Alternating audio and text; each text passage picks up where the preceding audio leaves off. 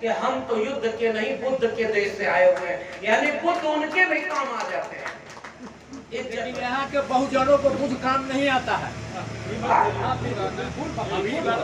जिस दिन बहुजन बुद्ध को पकड़ लेगा, हम चाहता है हमको याचक बनना है, हमको आरक्षण देने वाले हैं। ऊपर के लोगों से दोष है, चाहे लालू हो, मुलायम हो, चाचा हमारी बात सुनिए, हमारी बात सुनिए। देखिए, अच्छा बुद्ध की बात जानता है, बुद्ध को वहाँ जाना, आप कहाँ जाना? आप वही की बतिया हम भी बोल रहे हैं चचा, यही गुस्सा हमें बाकी लोगों में समझदारी के रूप में बदलना है। वही आपकी ही बतिया बोल रहे हैं, अभी पूरी बतिया बोलने को देखिए। सही जगह पर जहाँ लोहा गर्म हो वहीं ठोकिए। यहाँ लालू मुलायम की बात करने की जरूरत क्या है? यहाँ बुद्ध, फुले, अम्बेडकर, पेरियार और जगदेव बाबू की बात करने की जरूरत है। और आप जब बात करेंगे तो ये बात वहां तक भी जाएगी। बोलना है तो 5 मिनट यहाँ आ जाइए, हम आपको सुन लेंगे। समझाने आ रहे हैं, मैं कोई किसी का समझा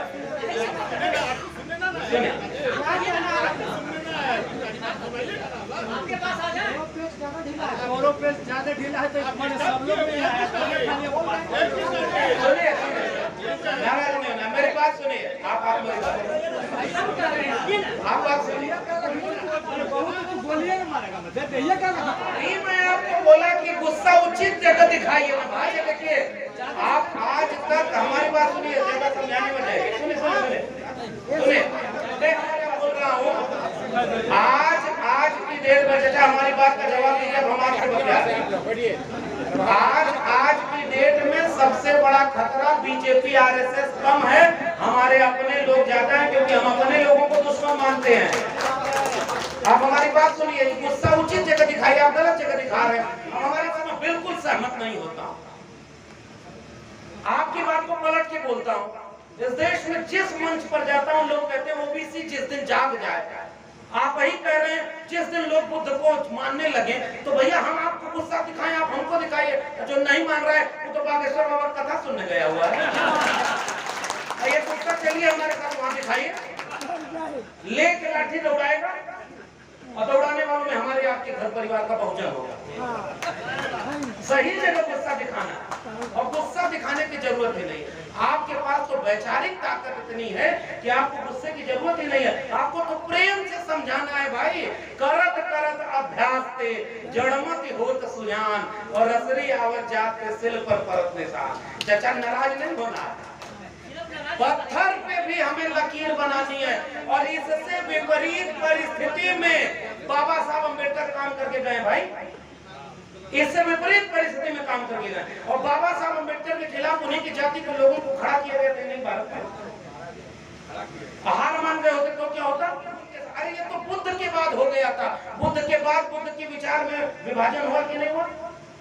अब मैं इसकी व्याख्या ये करने लगूं कि मैं निराश हो जाऊं कि मेरे ही लोग आपस में लड़ रहे हैं, तो मैं इससे इस तरह से नहीं देखता हूं। मैं इसको इस तरह से देखता हूं कि भाई सदियों की भूखी नस्लें दोनों हाथों से खाती हैं। जिसको कभी नेतृत्व तो नहीं मिला, उसमें हर आदमी जब आगे बढ़ता है तो नेतृत्व तो खोजता है। और इसलिए मैं इसमें सकारात्मक चीज नहीं आया। मैं आजमगढ़ था, अलीगढ़ साहब, वहां पे कार्यक्रम था, निसार जी आए हुए हैं। भाई शिकायत तो सबकी है। मैं हमारे कार्यक्रम में एक आदमी आया, बड़ी तारीफ कर रहा है कि मैं आपके भाषण बहुत अच्छा सुनता हूँ, बहुत अच्छा बोलते हैं। तो बगल वाला एक आदमी बोला कि ये जो ब्रजेश जी आपका भाषण सुनने की बात कर रहे हैं, ये मंगलवार को हनुमान जी के यहाँ भी जाते हैं। एकदम सामने ही बोला। अब मैं भी तो एकदम फंस गया कि ये आदमी भाषण अगर सुन रहा है तो थोड़ा, मैंने वहां पलट कर क्या बोला पता है? अगर मैं इस आदमी का अभी मजाक उड़ाऊंगा कि ये हनुमान जी का जाता है तो ये मेरे यहाँ आना छोड़ देगा और मंगलवार की वजह सातों दिन हनुमान जी के जाएगा। मैंने ये रास्ता चुना कि मैंने उस आदमी से कहा कि आप इनका सम्मान करिए कि हनुमान का भक्त भी अगर हमारा भाषण सुनने लगा तो दूध में मट्ठा पड़ना शुरू हो गया है, फटना तय है। इस तरह से इस चीज को नहीं लेते। हम अपने लोगों को जितना आ रहे उतना दिल से क्यों नहीं लगाते? हम इतना गुस्से में हैं, लेके कैंची हमारे कुछ लोग चलते हैं, ए भाई अम्बेडकरवादी हो तो पहले ये हाथ का रक्षा काटो, कैंची से काट दोगे, अगली बार इस कार्यक्रम में नहीं आएगा और वहां जाके कथा सुनेगा। आपने अपना एक साथी खो दिया। हमें क्या करना है, उनके खेमे से अपने लोगों को इस खेमे में लाना है। ये बहुत कठिन काम है और बहुत रेडिकल होकर के अगर आप गुस्सा दिखाएंगे तो आप और संख्या में कम होते जाएंगे। ये कड़वी बात है, गरियाते रहिएगा अपने आदमी को। अब रणनीति का संकट क्या है? मैं जिस पटना से अभी हम लोग आ रहे थे, पूरा पटना का ट्रैफिक जाम है। कल जब मैं पटना एयरपोर्ट पर आया तो बहुत भीड़ थी। किसी ने कहा कि कोई बाबा आया है, अभी गुजर गए, मतलब गुजर गए। तब तो वह ट्रैफिक कम हुआ, गाड़ी आई तो हम भी आए। और पूरे पटना में लाखों रुपए का पैसा खर्च करके बड़ी बड़ी होर्डिंग लगी है। मैं एक काम कर रहा था, जितने लोगों ने होर्डिंग लगवाई है उनमें नीचे लगवाने वाले का नाम लिखा होता है। मैं सबकी जाति पढ़ रहा था। 90% जाति के लोग तो वही बहुजन हैं जिनको जगाने के लिए संसद आयोजित की गई है। मैं अपना गुस्सा बहुजनों के जो लोग कार्यक्रम में आए हैं उस पर दिखाने की बजाय, है हिम्मत तो चले जरा जो बैनर पोस्टर लगवा करके कथा करवा रहा है उसके सामने गुस्सा दिखा करके समझाएं। जिस दिन उसको हम वहां से खींच करके अगले बहुजन संसद में खड़ा कर देंगे तब हम माने कि हम उनसे बड़े आंदोलनकारी हैं। भाई नेतृत्व का झगड़ा ही नहीं है, पूरा मैदान खाली है। आप किसी व्यक्ति से नाराज होते हैं, आप अपना काम करिए। जिस दिन आपके विचारों का भारत बन जाएगा उस व्यक्ति को पीछे छोड़ दीजिए, विचार को पकड़ना शुरू कर दीजिए। हम सारे लोग केवल व्यक्तियों को देख रहे हैं, हम सारे लोग इस बार मेरे जैसे, हम कुछ नहीं है। मैंने बात यहाँ से शुरू की। हमारे लोगों को आप सम्मान देते हैं तो ये सम्मान हमारा है ही नहीं, ये सम्मान बिरसा, फुले, अंबेडकर, पेरियार का है, क्योंकि उन्हीं को पढ़ करके हमने बोलना सीखा है। वो नहीं होते तो हम कहीं भैंस गाय चढ़ा रहे होते। तो मैं जानता हूं कि ये सम्मान व्यक्ति का नहीं है, विचार का है। इस कार्यक्रम की सीमा ये है कि हम कन्विंस को ही कन्विंस कर रहे होते हैं। यहाँ तो भाई सारे लोग जागरूक हैं। अब मैं आपसे एक सवाल करूं कि मैं कितना भी बड़ा वक्ता हूं, जागरूक लोगों के सामने मैं कौन सी नई बात बोलूंगा? लेकिन फिर भी हम एक दूसरे को हिम्मत, हौसला देने के लिए बार बार एक ही बात दोहराने के लिए इकट्ठा होते हैं, ताकि हम यहाँ से जाएं तो सुबोध जी और इनकी टीम के लोग दोबारा हिम्मत लेकर के फिर पर्चा लेकर के गांव-गांव जाएं। इसलिए हम आपके बीच में आते हैं। आपकी लड़ाई बहुत कठिन हो गई, हमारे पैर के नीचे से जमीन खिसक गई है। और हमें इसी टीम के साथी ने एक पर्चा दिया कि नालंदा विश्वविद्यालय, मगध विश्वविद्यालय, शिक्षा नीति, इस पर भी बात करिएगा। अब आंदोलन बिहार के साथियों के द्वारा आयोजित इस बहुजन संसद में आए हुए आप सभी सम्मानित लोगों को मेरा क्रांतिकारी जय भीम, जय मंडल, जय संविधान है, इंकलाब जिंदाबाद। आज अरवल की जमीन पर दोबारा आने का मौका इस बहुजन संसद के जरिए मिला है। और जब पिछली बार भी ये बहुजन संसद पटना में आयोजित हुई तब भी हमने एक बात कही थी और आज भी यही बात कहना चाहेंगे शुरुआत में ही कि लोकतांत्रिक देश में संसद अगर जिंदा है तो जनता सुकून से जिंदा रहती है। संसद उसूलों पे चलती है, जनता के लिए, जनता के द्वारा चुने गए नुमाइंदे नीतियां बनाते हैं और देश चलाते हैं। लेकिन अगर उस संसद के भीतर, उन चार दीवारियों के भीतर वे काम न हो पाए जो जनता के जीवन के बुनियादी सवालों को जवाब के रूप में सुलझा पाए, तो लोकतांत्रिक देश में जनता का फर्ज है कि वो एक समानांतर संसद खड़ी करे और अपने मुद्दों को बुलंद करते हुए उस लोकतांत्रिक संसद से संवाद करे। और इसलिए इस बहुजन संसद की श्रृंखला आयोजन को मैं एक उम्मीद की तरह देखता हूं, और ये वैचारिक संसद है। इसका एक पर्चा बना होता है। मैं सोचा था कि बोलना शुरू करूंगा तो इस पे बात करूंगा, तब तक देखा कि वो पर्चा आप लोगों तक पहुंचाया है। उस पर्चे में एजेंडे, विषय है, मुद्दे हैं जो इस देश की जनता के मुद्दे हैं, हमारे और आपके मुद्दे। और इसलिए ये संसद इसलिए यहाँ आयोजित की गई है कि मुल्क के हुक्मरान जब तानाशाह हो जाएं, जुल्म और ज्यादती के इंतहा करने लगे, हमारे आपके भविष्य से खिलवाड़ करने लगे, तो जनता को जागरूक होना, जागरूक करना, बाबा साहब का वो स्लोगन एजुकेट, ऑर्गेनाइज, एजुटेट, शिक्षित करना, संगठित करना, संघर्ष करना हमारा फर्ज बन जाता है। और इसलिए इस बहुजन संसद के सभी आयोजकों को मैं क्रांतिकारी सलाम करता हूं कि आप इस मुल्क का सबसे जरूरी काम कर रहे हैं,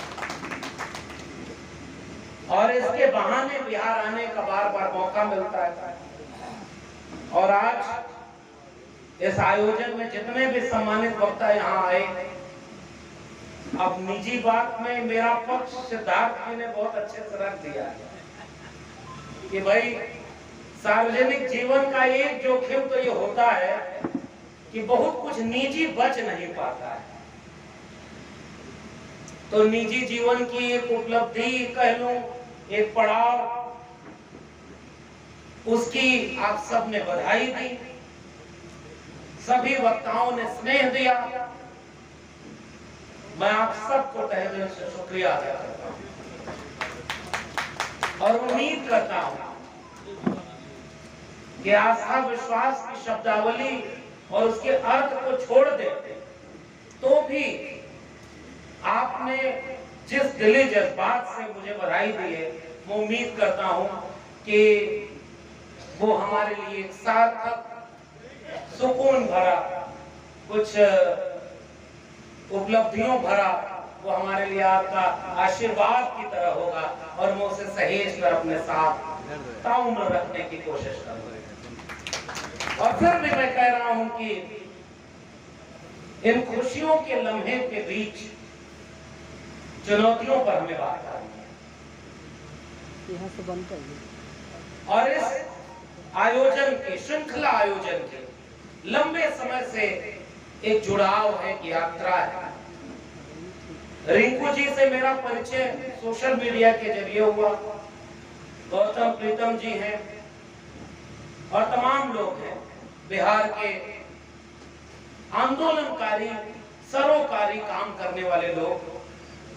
और कोविड के समय ऑनलाइन प्लेटफॉर्म पर, सोशल मीडिया पर, सामाजिक न्याय आंदोलन मंच के जरिए एक कोशिश इन लोगों ने शुरू की थी। और फिर मैंने देखा कि जब भी मौका मिला, किसी सड़क चौराहे पर खड़े होकर, किसी विश्वविद्यालय के मुख्य गेट पर खड़े होकर, किसी कस्बे के चौराहे पर तख्त लगाकर खड़े होकर, तमाम जरूरी मुद्दों पर सड़क पर भी हस्तक्षेप किया। चाहे वो रोस्टर आंदोलन हो, 2 अप्रैल का भारत बंद हो, हम सारे लोग उसमें रहे होंगे। और उसके बाद से तमाम सवाल रहे हैं।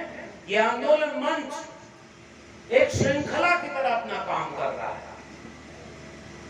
आज एक बहुत बड़ी चिंता इस बात की है, मैं बहुत अपने को इस बात के लिए गौरवान्वित महसूस करता हूं कि लोग, हम जैसे लोग, जिस मंच पर अली अकबर साहब बैठे हो, और हम जैसे लोग ये बात जानते हैं बखूबी कि किन संघर्षों से एक ओहदा मिलता है, कद मिलता है, इज्जत मिलती है, क्योंकि ये कमाई गई होती है, ये अर्जित की गई होती है। बहुत संघर्ष करके, बहुत मुश्किल से ये कारवां यहां तक पहुंचाया गया हुआ। और मैं पलट कर देखता हूं तो हम जैसे लोगों को जो ये सम्मान आपकी नजरों के जरिए मिला है, मैं कई बार इसका विश्लेषण करना चाहता हूं कि इसकी मूल वजह क्या है। अच्छा भाषण देना, तो भाई जो इस देश का प्रधानमंत्री है उससे अच्छा भाषण कौन देता है। नोटबंदी जैसे फैसले पर, जीएसटी जैसे फैसले पर देश को दंगा में रोज झोंकना हो, कपड़ों से पहचानने जैसा नफरती बयान देना हो, हर बात में वो भाषणवीर इस देश के बहुसंख्यक आबादी को अपने भ्रम जाल में सम्मोहित कर ले रहा है। और मैं बिल्कुल अली अनवर साहब की इस बात से सहमत हूं कि केवल ईवीएम हैक नहीं हो रही है, वो तो हो सकती है, होती ही होगी, मशीन है, हमारा दिमाग हैक किया जा रहा है। और अभी विलक्षण सर इसी बात को कह रहे हैं, तो भाषणवीरों ने तो दिमाग हैक कर लिया, इसका मतलब कुछ और बात है।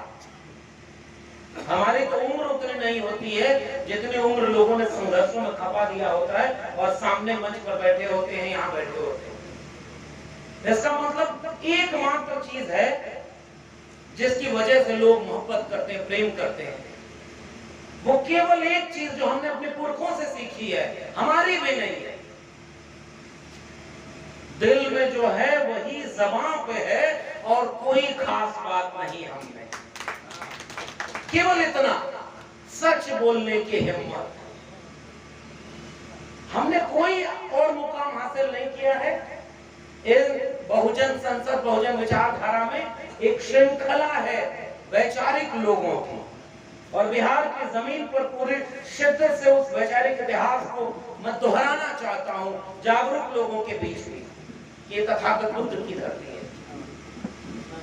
दुनिया को इंसानियत का, समानता का, न्याय का पाठ पढ़ाने वाले तथागत बुद्ध की धरती, मोहब्बत का पाठ, इंसान तो क्या जानवरों तक से प्रेम का पाठ, और ऐसा पाठ इंसानियत का कि आज के वक्त के जालिम तानाशाह हुक्मरानों को भी विदेश में जाकर कहना पड़ता है कि हम तो युद्ध के नहीं बुद्ध के देश से आए हुए हैं, यानी बुद्ध उनके भी काम आ जाते हैं इज्जत बचाने के लिए। लेकिन यहाँ के बहुजनों को कुछ काम नहीं आता है।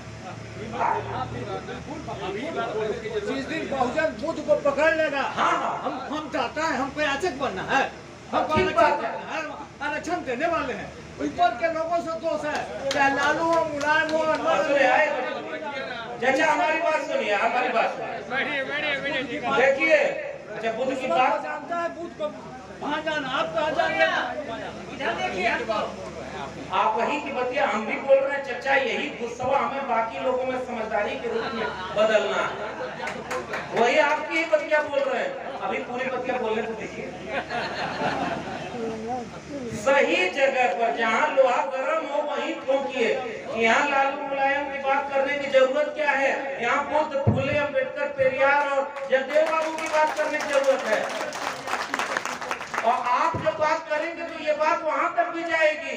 एक बात बताइए हमसे, अगर हमारे आपके आंदोलन की ताकत न होती तो मंडल विरोधी पार्टियां जाति जनगणना की बात नहीं कर रही होती।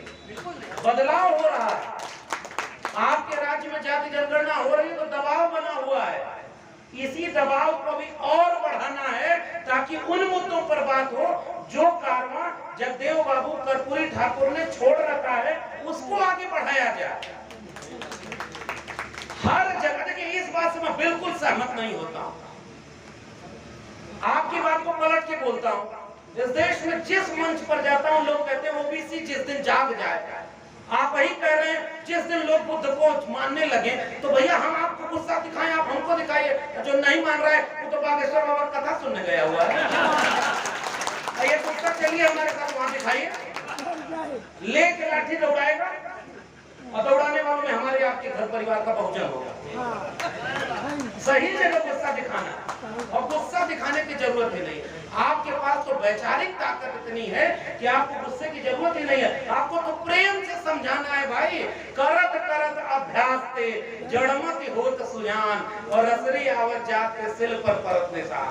चाचा नाराज नहीं होना, पत्थर पे भी हमें लकीर बनानी है, और इससे विपरीत परिस्थिति में बाबा साहब अम्बेडकर काम करके गए भाई। इससे विपरीत परिस्थिति में काम कर लेना। और बाबा साहब अम्बेडकर के खिलाफ उन्हीं की जाति के लोगों को खड़ा किया गया था नहीं भारत में।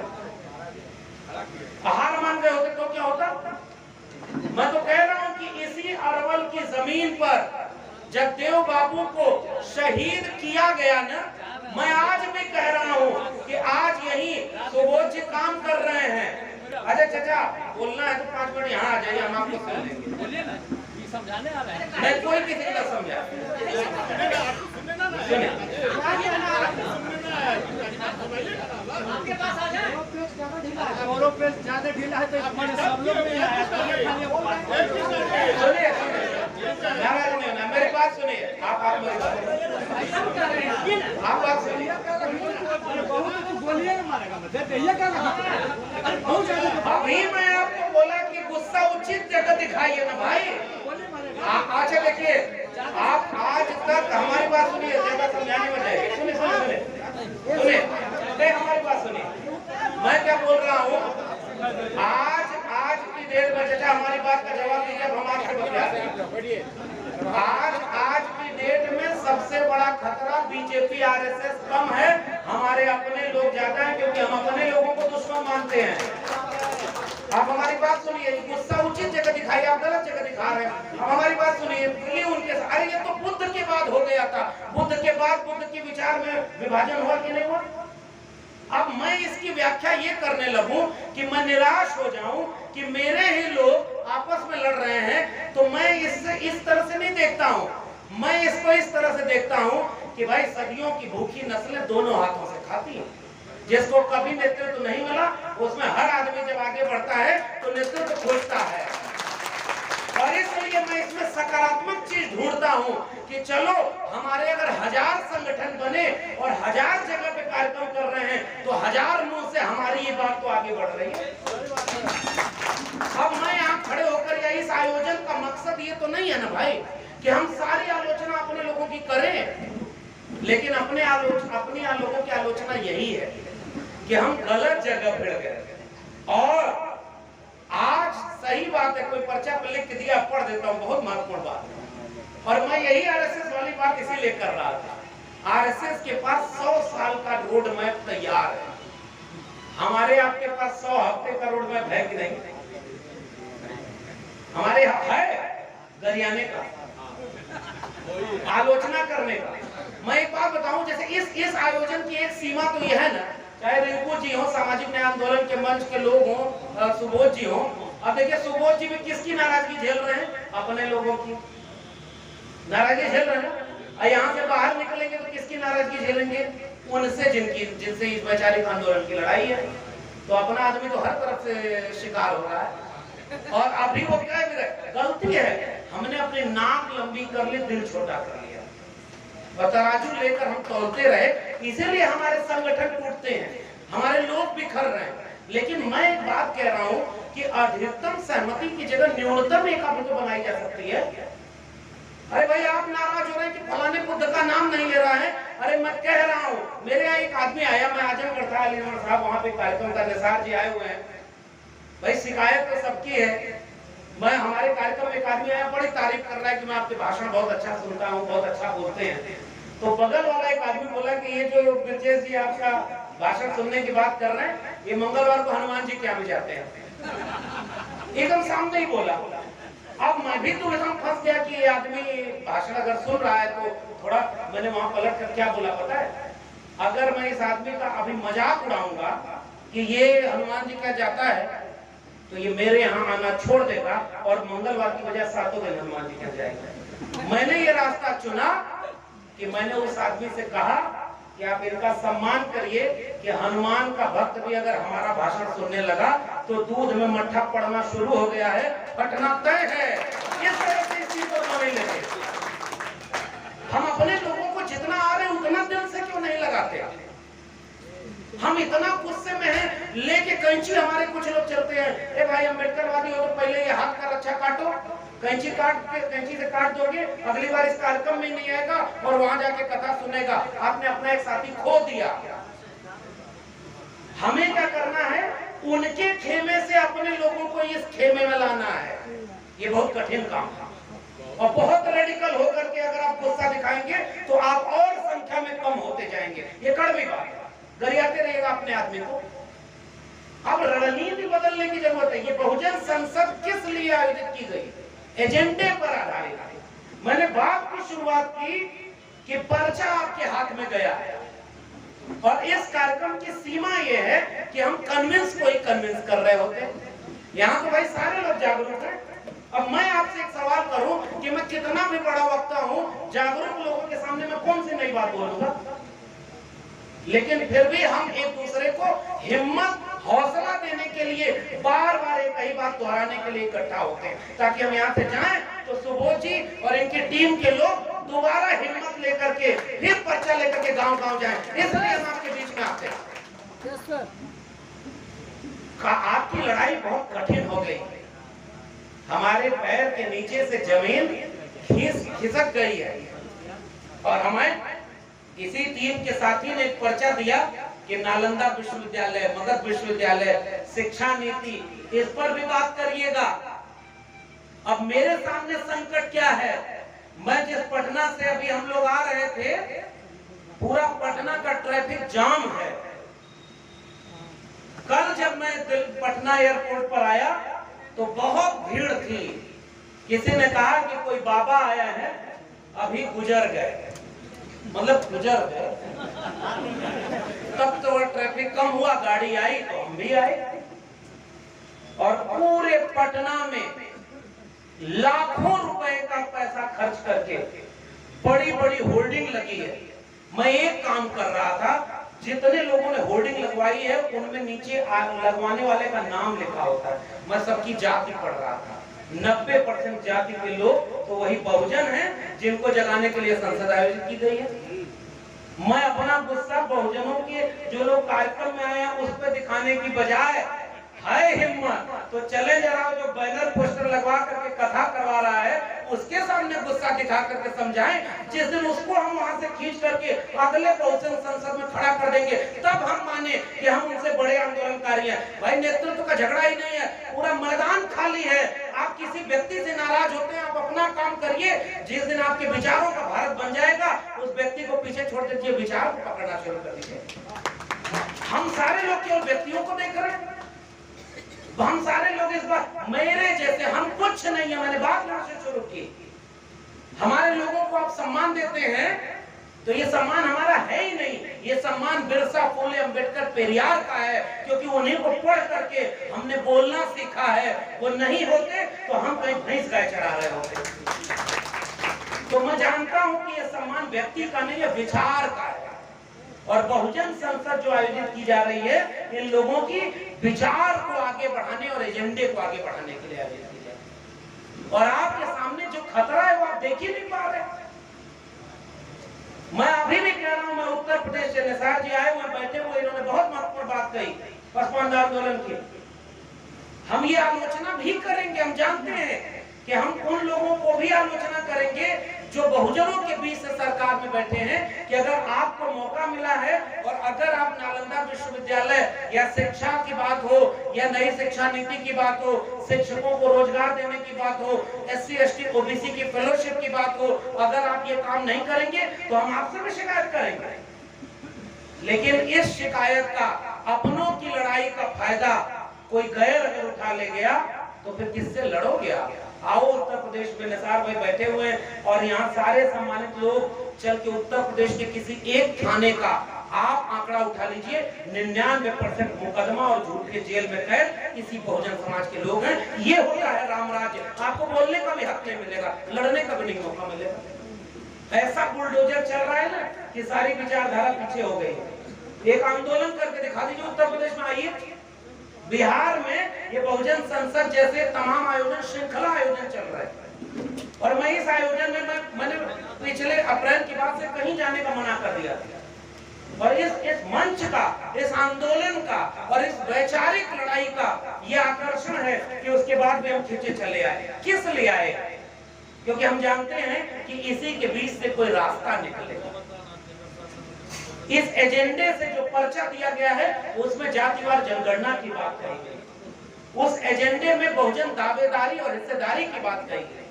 इस बैनर पोस्टर पर यूं ही नहीं नारे की तरह लिख दिया गया है, मनुवादी कारपोरेट जो तानाशाही है, फासिस्ट तानाशाही, उसके खिलाफ लड़ाई है। दुश्मन पहचान ही नहीं पा रहे और हमारी लड़ाई चौतरफा है। इसलिए मेरी गुजारिश, मेरे अपने लोगों, हम आपके बीच में अदने से हैं। हमें कोई अहंकार गुरूर नहीं है, क्योंकि ये समाज है। हमारा समाज बहुत मुश्किल से किसी को इज्जत देता है, लेकिन मैं फिर से कह रहा हूं कि इज्जत व्यक्ति को नहीं होती, विचार की होती है। पुराना एक गाना लिखा है सर, मुझे बहुत याद आता है कि कल और आएंगे नगमों की खिलती कलियां चुनने वाले, हमसे बेहतर कहने वाले और तुमसे बेहतर सुनने वाले। कोई अहंकार गुमान में हमें रहना नहीं चाहिए। ये कारवां बड़ी मुश्किल से, अरे भाई अरवल में खड़े होकर हम कह रहे हैं जगदेव बाबू से बड़ी शहादत किसको देनी पड़ी, गोली मारी गई, अपमानित किया गया, जलील किया गया, तब भी ये कारवां रुका क्या? और मैं आपसे कह रहा हूं, आप कह रहे हैं कि हमारी लड़ाई पीछे जा रही है, हम हार रहे हैं। नहीं भाई, आज मैं दावे से कह रहा हूं, अगर हिम्मत है तो जगदेव बाबू की तरह कोई एक और कांड करके दिखा दो, पूरा अरवल अगर अगले दिन बंद ना हो जाए तो कहना। तो कारवां आगे बढ़ रहा है, हम केवल निराशा में नहीं जी सकते, हमें इसे और कैसे बेहतर आगे बढ़ाना है, इस पर मिलकर बात करें। और ये संसद लगाने का मकसद भी यही होता है। इतने अगर हमारे में काबिलियत रहती तो इस जगह को छोटा पड़ जाना चाहिए। मैं भी इस बात से सहमत हूं, अगली बार लगाइए। आदिवासियों के बीच जब मैं राजस्थान में गया तो वहां एक कल्चर होता है सर, जाजिम प्रथा। जाजिम प्रथा का मतलब होता है केवल प्लेन ऐसे दरी बिछाई जाती है, कोई मंच नहीं होता। और जाजिम प्रथा में सब बराबर होते हैं, सब बराबरी में बैठ करके बात करते हैं। अगली बार लगाइएगा जहानाबाद अरवल में ऐसे जाजिम बिछाइएगा दरी, हम आपके साथ नीचे बैठेंगे, लेकिन हमें भरोसा दिलाइए, ये पाखंडी बाबाओं से चौथाई भीड़ भी आप जुटा लेंगे, हम अपना टिकट कटाकर आपके सम्मेलन में आपका समर्थन करने आएंगे। हमें अपने लोगों को जुटा नहीं पा रहे और जो जुटा आया है उसी से लड़ रहे। अरे भाई, कहीं मामला गलत ट्रैक पर तो नहीं जा रहा? सही जगह गुस्सा दिखाना है। और क्यों ऐसा दिखाना है? चंद महीने बचे, अगर 2024 में उनकी सरकार वापस आ गई ना, तो ये जो शुद्धता का कसौटी और तराजू लेकर हम घूम रहे हैं कि कौन प्योर अम्बेडकरवादी है और कौन प्योर बुद्ध को मानने वाला है, वो तराजू भी आपके हाथ से छीन ली जाएगी। और आपका बच्चा, हमारे घर का बच्चा, अगले दिन किसी धार्मिक जुलूस में किसी मुसलमान को गाली देते हुए, किसी सांप्रदायिक दंगे में तलवार लहराते हुए नजर आएगा। बुद्ध खुले पेरियार के मिशन पर आप अगला कार्यक्रम नहीं कर पाएंगे, परमिशन नहीं करेंगे। मैं पूरे अप्रैल देश भर में घूमा हूं, अम्बेडकर जयंती मनाई जाएगी। पहली बार हमने देखा कि अम्बेडकर जयंती लाखों लोगों ने मनाया, लाखों लोग मनाए। इतना नहीं मनाया जाता था। और अभी कल जब जिस कार्यक्रम में पटना में था, मैं वहां भी बोला कि 13 मई कल है, बाबा साहब की जयंती 14 अप्रैल को थी। महीने भर दुनिया में बहुत महान लोग पैदा हुए, बड़े नेता हुए, बड़े दार्शनिक हुए, दुनिया भूल गई। महीनों महीनों करोड़ों लोग दुनिया में, और दूसरा कोई नायक नहीं है जिसकी जयंती मनाई जा रही हो, तो डॉक्टर अंबेडकर है जिनकी जयंती आज भी मनाई जा रही है। तो मैं तो इसमें सकारात्मक पक्ष देखता हूं। लेकिन फिर एक सवाल आपसे आलोचना करते हुए पूछता हूं, जयंती मनाने लाखों करोड़ों उतरते हैं, और वहीं अगर मुद्दा कोई सामने आ जाए तो उसका 10% भी सड़क पर नहीं आते। इसका भी तो विश्लेषण करना होगा। क्योंकि जयंती में बाइक पर बैठकर नौजवान जय भीम का नारा लगाते हुए बाबा साहब की, अम्बेडकर की फोटो लगा करके घूम रहे। और इस बात को देखकर, पहचान कर, निसार साहब ने बहुत महत्वपूर्ण बात कही है कि जिस पसमानदा का नाम सामाजिक न्याय की पार्टियां नहीं ले रही हैं, उसका नाम बीजेपी लेकर के उनका वोट ले रही है। अब मैं आपसे कह रहा हूं, अगर हमने अपने पीढ़ियों को मूर्ति में अम्बेडकर को खोजना सिखा दिया, तो अगली मूर्ति कुछ दिन बाद आरएसएस के मुख्यालय नागपुर में बाबा साहब अम्बेडकर की लगेगी और हमारे सारे लोगों को आरएसएस अपना बना लेगा, मिशन मूवमेंट से भटका लेगा। और मूर्ति में अम्बेडकर को आपको कैद कर देगा। विष्णु का अवतार बनाया था ना बुद्ध को, अगला अवतार अम्बेडकर को बनाकर पूजने लगेगा और हमारा आंदोलन खत्म हो जाएगा। इसलिए बहुजन संसद की जरूरत है। एजेंडा हमारे लोगों को समझाना होगा। जय भीम बोलने वाला हर व्यक्ति अम्बेडकरवादी नहीं है, ये कड़वी बात। अंबेडकर की मूर्ति पर माला तो 14 अप्रैल को उन लोगों ने भी पहनाया जिनके गोडसे गोलवलकर हेडगवार दिल में बसे हुए हैं। अब इससे आप अपने लोगों को अलगाएंगे कैसे? मुद्दे पर, विचारधारा पर। और इसलिए मैं समर्थन करते हुए इस मंच पर केवल ये बात कहने आया। और इस पर्चे में किसी ने लिख दिया ना कि भाई 100 साल का आरएसएस का एजेंडा क्लियर है। हमारा एजेंडा कितने साल का क्लियर है पता ही नहीं। इसलिए मुझे लगता है इस बहुजन संसद की जो पूरी रूपरेखा बनी हुई है, इसमें मंच तो बहुत छोटा है। आप सुबोध जी से नाराज हो सकते हैं, आप इनके काम और विचार से कभी नाराज हो सकते हैं। मानवर कांशी राम के खिलाफ सबसे पहले कौन खड़े हुए? बहुत बुजुर्ग लोग बैठे, बताइए ना। कांशी राम के खिलाफ कौन खड़ा हुआ था? बाबा साहब के खिलाफ उनके जाति के लोगों को खड़ा किया गया। संगठन कौन तोड़वाया? उनके जाति के लोगों को खड़ा करके तोड़वाया गया। ये हमेशा से रहा है। फिर भी मैं कह रहा हूं कारवां रुका नहीं, क्योंकि ये विचारधारा केंद्र है।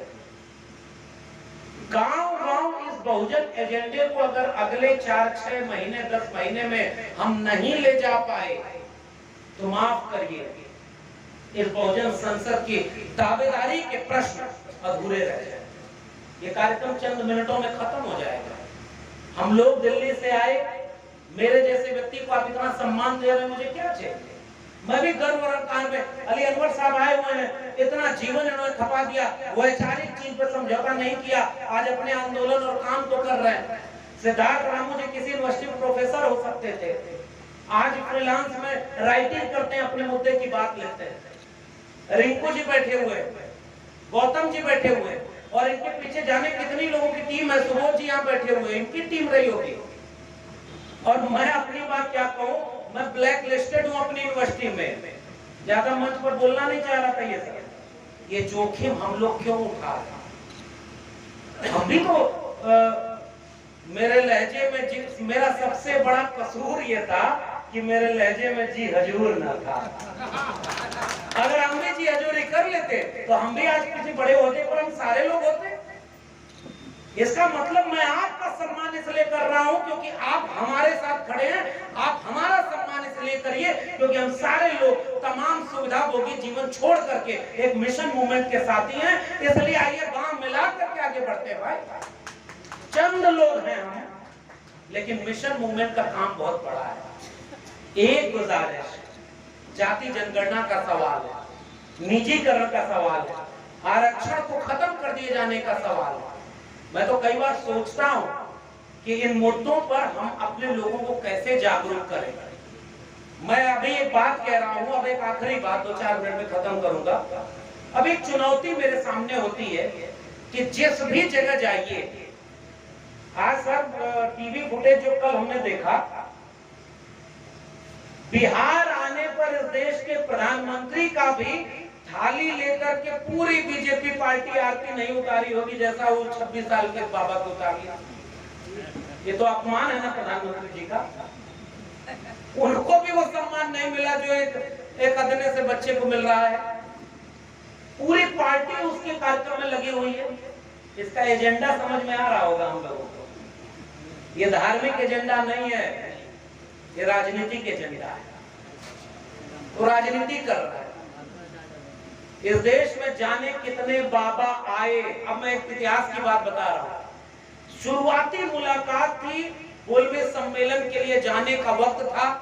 बाबा साहब अम्बेडकर गांधी जी से मिलने गए, अम्बेडकर जी, और मिलते हुए कोई जिक्र आया महात्मा का, और तब तक उनको पदवी मिल गई थी। तो महात्मा का जिक्र आया तो बाबा साहब ने एक वाक्य बोला कि इस देश में जाने कितने महात्मा आए और धूल उड़ाते चले गए। इस देश में अगर कोई असल में महात्मा था तो वो अकेला एक महात्मा ज्योतिराव गोविंदराव फूले थे, और कोई महात्मा नहीं हुआ। वैसे ही उसी तर्ज पर मैं एक बात कह रहा हूँ, इस देश में जाने कितने बाबा बाबा आए और चले गए। इस देश में आज भी अगर कोई एक बाबा है तो वो बाबा साहब डॉक्टर भीमराव अंबेडकर हैं, और दूसरा कोई बाबा बाबा नहीं है। अरे चलेगा, कुछ दिन इंतजार करिए, पोल खोलेगा। 1990 और 2000 का दशक था, पुराने वरिष्ठ लोग बैठे हुए, तब तो सोशल मीडिया भी नहीं था, और इसी देश में गणेश की मूर्तियां दूध पीने लगी थी। बताइए सही बोल रहा हूँ गलत? और मैं पूरे देश में घूम घूम करके पूछ रहा हूँ धार्मिक लोगों से, फिर ट्राई नहीं किया क्या? दूध पीना बंद कर दिए, प्यास नहीं लग रही? क्यों ऐसा हुआ? ये मजाक की बात नहीं है, तर्क की बात है। ब्राह्मणवाद, मनुवाद एक विचार है, और हमारे लोगों को मूर्ख बनाने के लिए हर बार नया पैतरा लेकर आता है, भेष बदल कर बहरूपिया आता है। और आज वो बहरूपिये जो काम इस देश के गृह मंत्री से पूछा गया कि क्या आपका देश हिंदू राष्ट्र है, उन्होंने कहा नहीं। कहा आपका देश हिंदू राष्ट्र बनेगा, हिंदू राष्ट्र के हिसाब से चलेगा, तो इस देश के गृह मंत्री ने बोला कि नहीं, ये देश भारत के संविधान से चलेगा। इसका मतलब इस देश में कोई धर्म, कोई बाबा इतना ऊपर है ही नहीं, क्योंकि सबसे ऊपर इस देश का संविधान है। और आज ये बाबा साहब संविधान विरोधी बात करता है। मैं छत्तीसगढ़ गया था और एक बहुत बड़ा आयोजन था, उसमें उसी बाबाओं की एक क्लिप वीडियो दिखाई गई कि पूजा करना, आरती करना।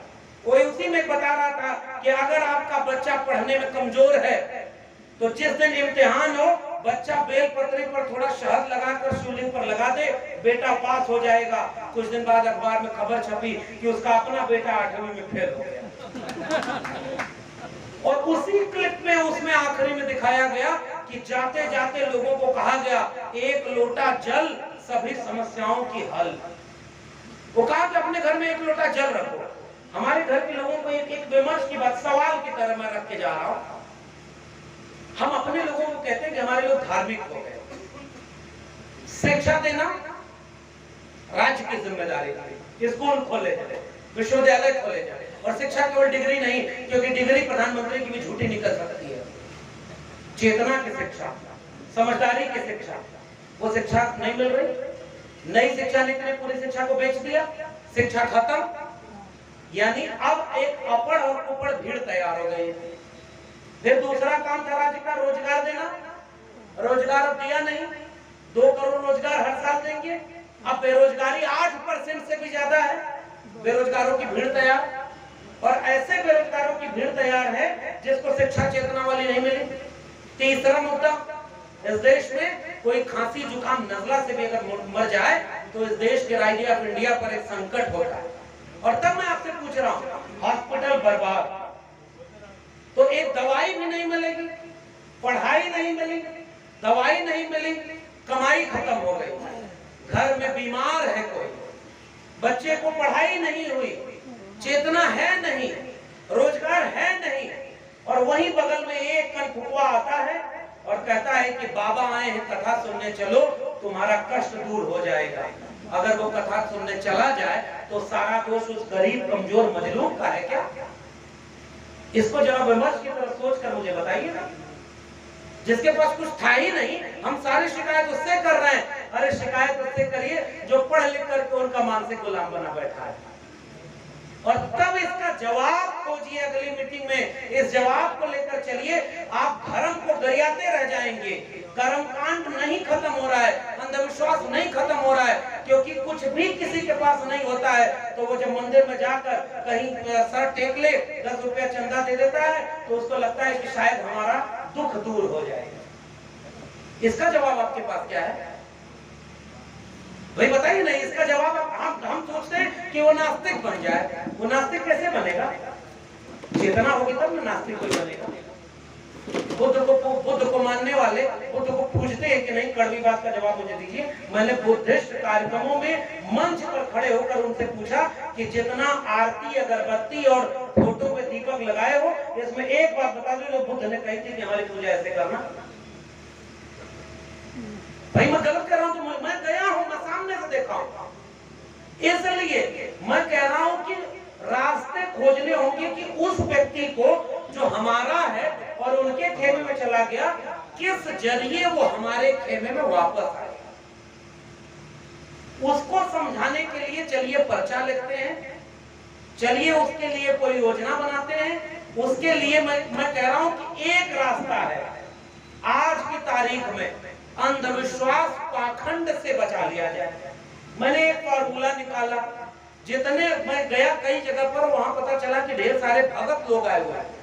वहां बिलासपुर में कार्यक्रम, मैंने उनसे कहा कि कितने लोग कथा में जाते हो? आधे लोगों ने हाथ उठा दिया। हमने कहा चंदा दिए? कहा हाँ दिए। हमने कहा अगली बार में जाना, एक कथा मैंने सुनाई। एक बार क्या हुआ कि एक आदमी बहुत जो परेशान था, उसके पास पंडित के पास गया तो उसने कहा कि हमको मुक्ति कैसे मिले, बहुत दुख है, दूर हो जाए। तो उसने एक मंत्र लिखकर कागज पर दे दिया, कहा ले बेटा इसमें तुम्हारा मंत्र। तो कहा क्या करना होगा? कहा इसका जाप करो, आपका कष्ट दूर हो जाएगा। तो उसके बाद ठीक है, कहा हुजूर रख लिया। तो कहा अब? तो कहा जजमान दक्षिणा। तो दूसरा आदमी थोड़ा समझदार था, एक आध बहुजन संसद अटेंड किया था, तो उसने भी एक कागज उठाया और उस पर लिख दिया 1 लाख रुपया और लपेट कर उनको पकड़ा दिया कि ये दक्षिणा बना दिया। तो वो भड़क गया, कहा अरे भाई ये कागज पर लिख कर नहीं, इतने रुपए के नोट चाहिए हमें, तब जाकर के हमारा फायदा होगा। तो वो आदमी भी कहा इस कागज पर मंत्र लिखकर नहीं, हमारे कष्ट का दवाई अभी तुरंत करके जाओ, तब मानेंगे कि तुम सच्चा बात बता रहे हो।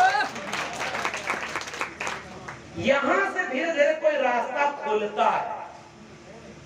हमारे यहाँ के लोगों को गांव गांव जाके समझाना है कि वहां पैसे की जरूरत नहीं है। नोटबंदी वाला किस्सा हर जगह सुनाता हूं। 500,000 का नोट बंद हुआ, एक ऐसा ही भक्त आदमी ऐसे ही किसी बाबा को सुनने गया और वहां मंदिर में धुआंधार 500,000 की नोट चढ़ाने लगा। सोचा कि बैंक में जमा करेंगे तो काला धन में फंस जाएगा। काला धन के नाम पर नोटबंदी की गई। पता लगाइएगा 2000 के नोट आपने आखिरी बार कब देखी थी? पूरा काला धन कहीं किसी और के जेब में, किसी के फकीर के झोले में कैद हो गया। अगली बार देश छोड़ के कौन भागेगा सोचिएगा। और तब मैंने कहा कि वो जब 500,000 की नोट चढ़ाने लगा तो तुरंत बीच में एक आदमी आया और कहा कि अरे मूर्ख, ये नोट बंद हो गई है। तो वो कहा धीरे बोलो, तुमको पता है नोट बंद हो गई, मुझको पता है नोट बंद हो गई, भगवान को थोड़ी पता है कि वाली नोट बंद हो गई। तब वो आदमी गुस्से में बोला कि भगवान थोड़े ये नोट लेते हैं, जो नोट लेता है उसको पता है कि नोट बंद हो गई। असली खेल वहां पर हो रहा है, आर्थिक संसाधनों की लूट हो रही है। इसलिए बहुजन संसद का एजेंडा है संसाधनों का समान वितरण। मैं एक आखिरी बात बोलकर जा रहा हूं। मुझे जो लगता है, आप लोग भी विचार करिएगा, बहुत बौद्धिक लोग हैं, बहुत सम्मानित आप लोग हैं, हम सब मिलकर एक विचार विमर्श करें। आज की डेट में 90% बहुजनों को जोड़ने का सूत्र क्या हो सकता है?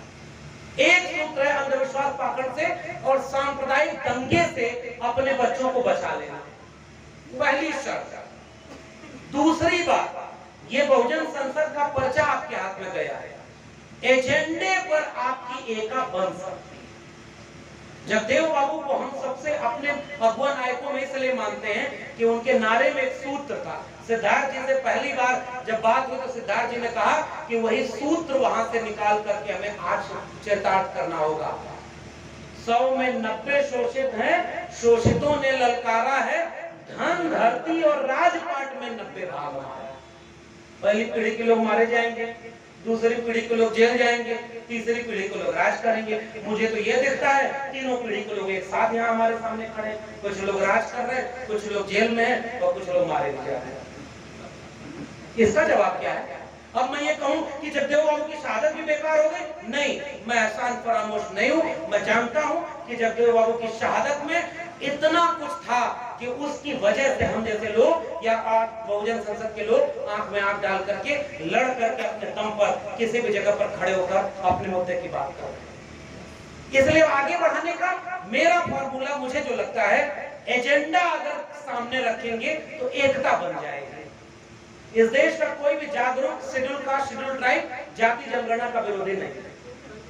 आज जाति जनगणना का समर्थन वो कर रहे हैं, और जबकि जाति जनगणना उनकी होती है, शेड्यूल कास्ट शेड्यूल ट्राइब की होती है, ओबीसी की नहीं होती, अपर कास्ट की नहीं होती।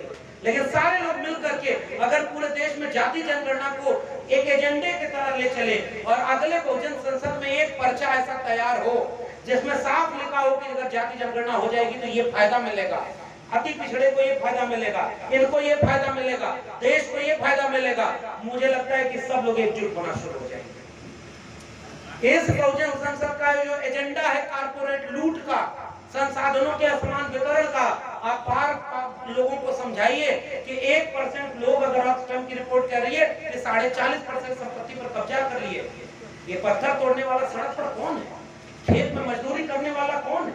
किसी कंपनी में दिन रात अपने जीवन को बदहाल कर देने वाला कौन है? सारे हमारे लोग, और हमारे संसाधन लूट रहे हैं। कोई कंपनी का मालिक बनकर लूट रहा है, कोई नेता बनकर लूट रहा है, कोई बाबा बनकर लूट रहा है। ये सारे लोग हमारे संसाधन लूट रहे हैं। इसलिए तीसरा एजेंडा मुझे लगता है संसाधनों वाला, जमीन वाला अगर जोड़ेंगे, एकता बनेगी। संसाधन लूटा जा रहा है तो शेड्यूल कास्ट, शेड्यूल ट्राइब और ओबीसी तीनों का लूटा जा रहा है। एजेंडे पर एकता बनेगी और न्यूनतम सहमति पर अधिकतम एकता बनाने का वक्त है। मैं गुजारिश करके जा रहा हूं, मेरे पिताजी ने किस्सा सुनाया, अंगूर खरीदने गए तो जो सस्ता अंगूर के चक्कर में जो गुच्छे से टूटकर बिखरा था ना, उसे 10 रुपया किलो खरीद कर लेकर आ गए। तो उन्होंने कहा कि अरे भाई बड़ा तुम तेज व्यक्ति हो, कम पैसे में ज्यादा अंगूर ले आए। तो कहा हाँ, कि दूसरा वाला क्यों नहीं ले आए? वो महंगा था। कहे क्यों महंगा था? कहा वो गुच्छे में था। कहे कोई बात समझे? कहा नहीं। उन्होंने कहा कि अगर गुच्छे में रहोगे तो औकात ज्यादा रहती है, अगर टुकड़े में बिक गए तो ऐसे ही औने पौने दाम पर खरीदे और बेचे। आइए SC, ST, OBC मेहनतकश कमेरा लोगों को एकजुट करने के लिए ये गुच्छे जो बिखर रहे हैं ना, इन्हें जोड़ने की हर मंच पर बात करें। नाराजगियां अपार हैं। खेत बचेगा तो फसल का बंटवारा कर लेंगे, खेत अगर बिक गया तो सारी लड़ाई घर की धरी की धरी रह जाएगी। और 2024 का चुनाव सामने खड़ा है। यही गुजारिश करके जा रहा हूं, अगली बार ये श्रृंखला आयोजन ये चलता रहेगा। बड़ा आयोजन आज हुआ है, इस आयोजन को, इस पर्चे को छपवा करके उसी तर्ज पर छपवाइए कि इस पर्चे पर नीचे एक लाइन लिखवा दीजिए, ये जितना सब बागेश्वर धाम वाला पाखंड सुनकर लौटे, ये जो पर्चा आप लोग बनाए उसके नीचे लिखवाइए, यह पर्चा जिसको मिले, अगर 1000 पर्चा अपने पैसे पर छपवा कर गांव-गांव बिकवाएगा तो 24 घंटे में उसको एक अच्छी खबर सुनने को मिलेगी। और अगर आपने ये पर्चा फेंक दिया या फाड़ दिया तो आपके घर में कोई अनहोनी हो जाएगी। कुछ हम भी उनका फार्मूला अपना लें, कुछ फार्मूला अपना लें, लेकिन ये पर्चा, ये हुई मजाक की बात। गंभीर बात यह है, पर्चा गांव-गांव जाए। हजार नेता की जरूरत है, आंदोलन की जरूरत है, और चंद महीने बचे हैं। आओ एकजुट हो जाएं। सिद्धार्थ जी ने बात कही, निसार साहब ने, अली अनवर साहब ने जो बात कही, जो हमारे और वक्ताओं ने बात कही, जोड़ने की बात कही। तोड़ने के तो 1000 रास्ते हैं, जोड़ने के थोड़े से रास्ते हैं। आइए जुड़ते हैं, एकजुट होते हैं, फिर किसी कोने पर मिलेंगे बिहार में, फिर किसी जगह पर उस सांप्रदायिक मनुवादी फासिस्ट रथ को रोकने के लिए हम अगर एकजुट हो गए तो हम चंद महीनों में, और कर्नाटक के चुनाव को मैं इसलिए नहीं देख रहा हूं कि कर्नाटक में चुनाव हो गया तो पूरे देश में हार जाएंगे, हम भी जानते हैं नहीं होगा, लेकिन दक्षिण भारत का एकमात्र राज्य कर्नाटक था जहां भारतीय जनता पार्टी का शासन था। दक्षिण भारत अब पूरी तरह से भाजपा मुक्त हो गया। यह तो कम से कम अच्छी बात है ना। और दूसरी अच्छी बात यह है, जिन तानाशाहों को, हुक्मरानों को यह गुमान था कि वो अपराजेय हैं, उन्हें हराया भी जा सकता है। लाख वो कह लें कि बटन दबाने जाओ तो बजरंगबली का नाम लेना, ऐसी संविधान विरोधी बात कर लें, तब भी काम नहीं आया, सांप्रदायिकता काम नहीं आई। इसका मतलब आओ उत्तर भारत के लोगों, बहुजन संसद गांव-गांव आयोजित करें और 24 में इन मनुस्मृति वालों से भारत के संविधान को बचा लें। तब इस कार्यक्रम का हमारे बोलने और आपके इतनी गर्मी में आपने बैठ करके हमारा बात सुना है। हमसे ज्यादा मेहनत आपने की है, और आपकी मेहनत, हमारी मेहनत कल को यूं ही जाया न हो जाए किसी आपसी खुन्नस में, किसी आपसी तालमेल के न बनने में। अगर ऐसा हुआ तो पीढ़ियां हमें बख्शेंगे नहीं। हम जगदेव बाबू जैसे पुरखों के वारिस हैं तो नाच से उन्हें याद करते हैं। कहीं ऐसा न हो कि हमारी आने वाली पीढ़ी हमें अफसोस के साथ याद करे कि तुम्हारे वोट के लायक थे तो तुम सबका लाभ ले लिए और तुम नालायक निकले कि एक ऐसा भारत सौंप कर गए जिसमें भारत का संविधान भी नहीं बचा है। मैं नाच से कहूंगा, तमाम जोखिम उठाकर, आंख में आंख डालकर, जगदेव बाबू, कर्पूरी ठाकुर, तथागत बुद्ध, बिरसा, फूले, अंबेडकर, पेरियार, बीपी मंडल की लड़ाई हम शान से लड़ रहे थे। बहुत बहुत धन्यवाद। जय भीम, जय मंडल, संविधान जिंदाबाद, उल गुलाम जिंदाबाद, इनकलाब जिंदाबाद।